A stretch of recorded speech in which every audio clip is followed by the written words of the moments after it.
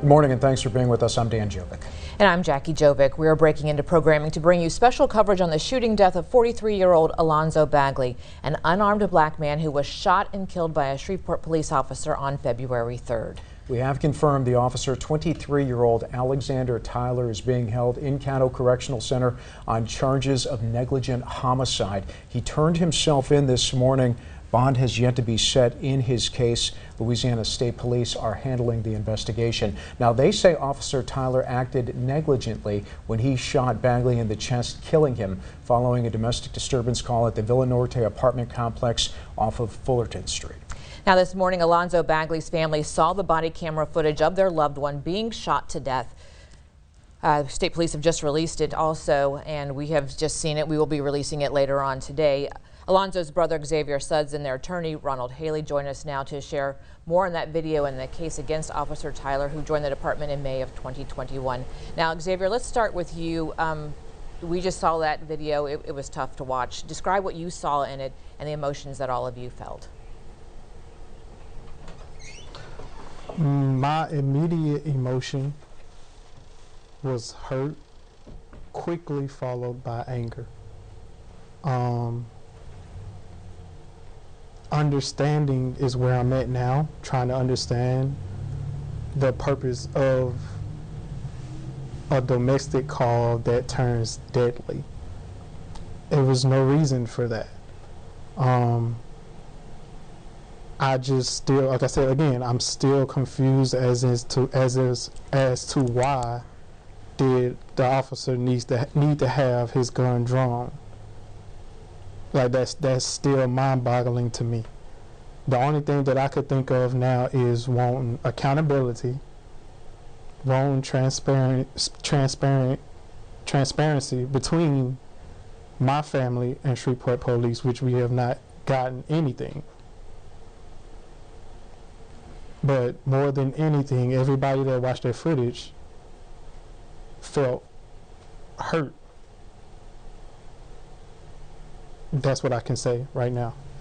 That certainly is understandable. Now, Ron, as you watched that video, describe, the officers were pretty close to Alonzo when they fired the shots. Describe what you felt about that. I think this was absolutely unnecessary. This was a nonviolent call that turned deadly. What is one of the most shocking things about this, that the entire encounter took 1 minute and 6 seconds.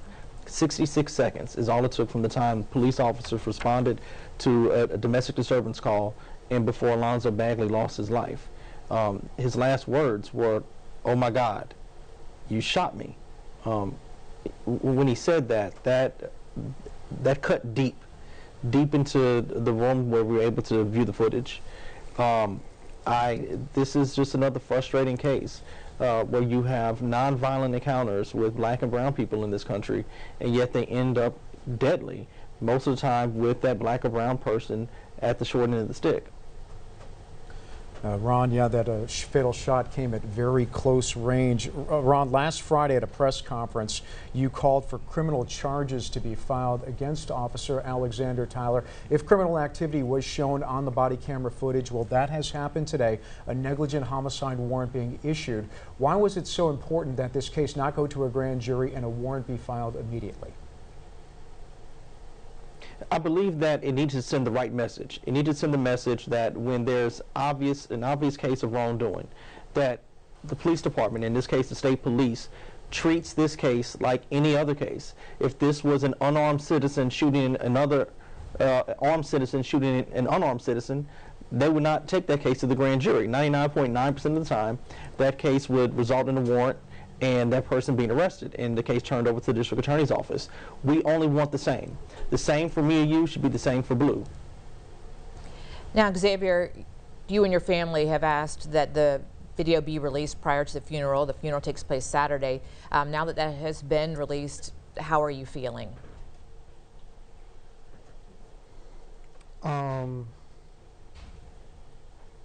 Again, just kind of just angry about the situation because my brother should still be here. My brother should still be here. And like I said, just wrestling with understanding of the entire situation. And it's like Ron said, this happened way too often. And you hear about it all the time, but to actually be pushed in the forefront of it and for it to actually happen to somebody, that's a pain that will not go away no time soon. That pain. I'm in pain right now. My family is in pain right now.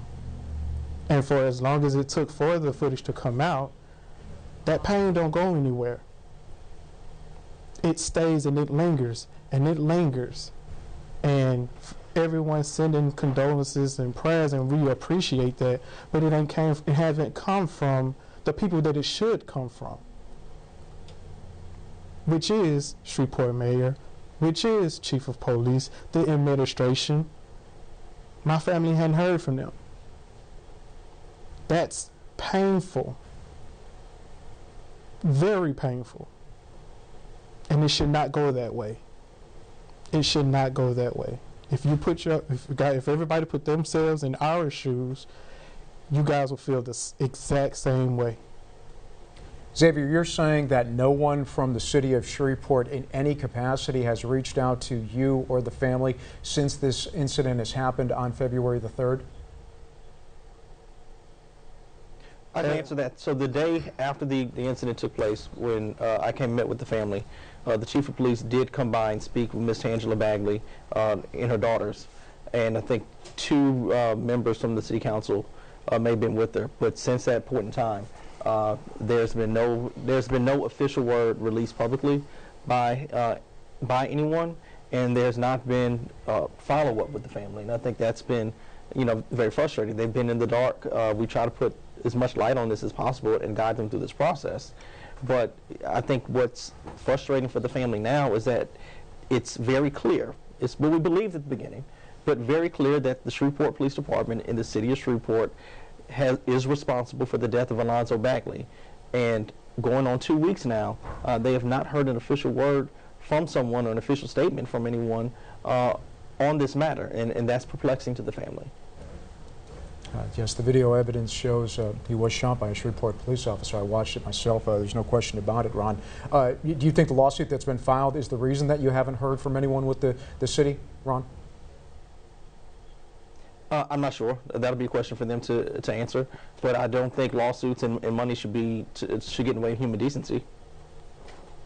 This is about being decent to the citizens of your community that are suffering right now, and there's a family that is suffering at the hands of the police. On the hands of your police department, there's a family that is suffering. I believe the charges against this officer were appropriate given what we know right now. As we learn more about this officer and more about what transpired with that officer going into this, we may reserve right for judgment to change that opinion. But everything happened, very, very fast. You saw the video yourself.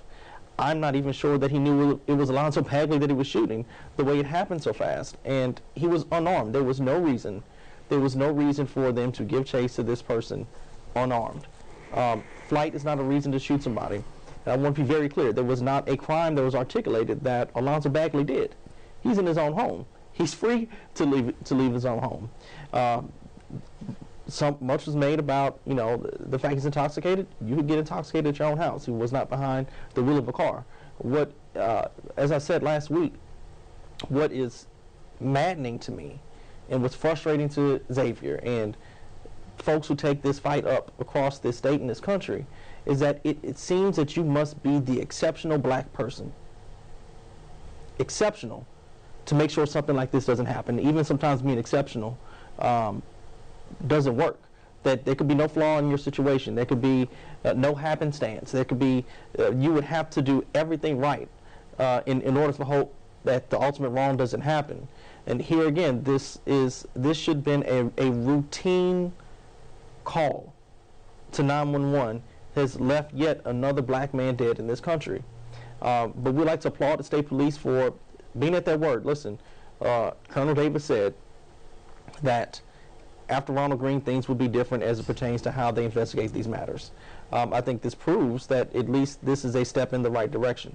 I think there's more to happen there's more steps to go forward to make sure that trust within LSP is completely restored. There's a long way for that, but this is a step in the right direction, and it would be wrong for me not to say that.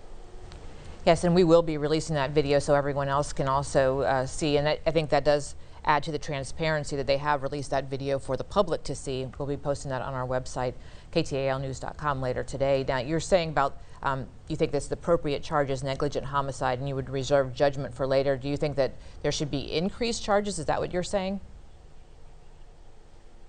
We don't know yet, so we need. I want to know what's in this officer's disciplinary history. I also want to know what this officer's disposition was in approaching Mr. Bagley. Listen, if we go back to 2016 with Alton Sterling, I think when those videos were finally released years after the fact, and you heard Officer Blaine Salamoni's words to the company officer prior to engaging Alton Sterling, I think any reasonable person could understand that it seemed like Blaine Salamoni had it on his mind to do harm to Alton Sterling prior to approaching him. And I think that really shifted public opinion even more so in the favor of Sterling and their family. I'm not saying that this officer did this, but I'm reserving right, and his family's reserving right for judgment on that till we see everything at that point.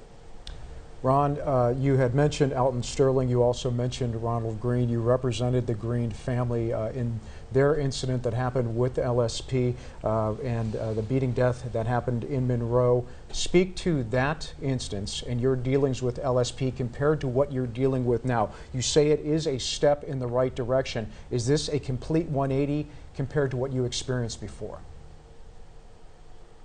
I think anybody could see that, my friend. It took, what, three and a half years before charges were even brought in the Ronald Green case and had to go to a grand jury. Here we're less than 2 weeks, and an arrest warrant was put out for the officer responsible. So I think, it's not for me to say. I think the public could absolutely see that this is a complete 180 from the way the case was handled with Mr. Green to the case handled with Mr. Bagley. And I do think it was the diligence and the fighting of the Green family and leaders from around the state, activists from around the state, that helped make that 180 happen. I think if we weren't advocating for change, change would not have come. But I'm glad to say today that change has come, but we need to finish the job. All right, now you do have this lawsuit that you have filed asking for $10 million. With the release of this video, do you think that this helps your case? I think it absolutely helps the case. I think the arrest for Officer Tyler helps our case. We'll be amending that lawsuit promptly to include the city of Shreveport and the Shreveport Police Department. The reason why they were not included originally is because we did not have all the facts as it pertained to the Shreveport Police Department and in the liability for the city of Shreveport. Now that more things have come to light, we definitely plan on making amendments to that suit. Xavier, you and your family now move on to the difficult process of burying your brother on Saturday. You wanted closure. You wanted this video to be released prior to that event happening. It has been. Speak to your emotions now that you can bury your brother in peace. Well, no, it's not in peace. Yes, I'm burying my brother, but again, that pain will always be there because, like I said earlier, there was no reason for a gunshot. Me having to be the advocate for my family, it's a struggle, but when I sit back and look at it, I look at the bigger picture, which is I'm not just advocating for my family, I'm advocating for my community. Like Ron said, I'm advocating for black men that this happens to all around the city, all around the nation, and it needs to stop. But it starts with accountability, it starts with administration, it starts with the chief of police. It's a chain, and it goes all the way down the chain, and when change happens from the top, it will follow down. But clearly that hasn't happened yet, but this could be a great start for a new beginning. But come Saturday, like I said, no, there's no peace within me. It's struggling with forgiving and understanding, and I know that me and my family will be okay because we are strong as individuals. We are stronger together. Even with Ryan Haley, with Breaker Peoples, we are strong as a united front. But individually, we are hurting and will continue to hurt. Well, we do want to say that our prayers are with you and your family. Dan and I watched the video just moments before we went on the air, and it makes you sick to your stomach. It really does. It's hard for us to watch, so I can't imagine what you must be going through. So we certainly are praying for you and your family. And Thank you. we'll Thank wrap you so that. much. Yeah, Yes. gentlemen, thank you very much for being with us here today. We appreciate you and your time. And we are going to be bringing you continuing coverage throughout the day on this case. You can find updates first on our website. They can always be had at ktalnews.com. And there you can find all of our coverage on the officer-involved shooting, and you'll be able to see that video of the body cam. Thanks for joining us.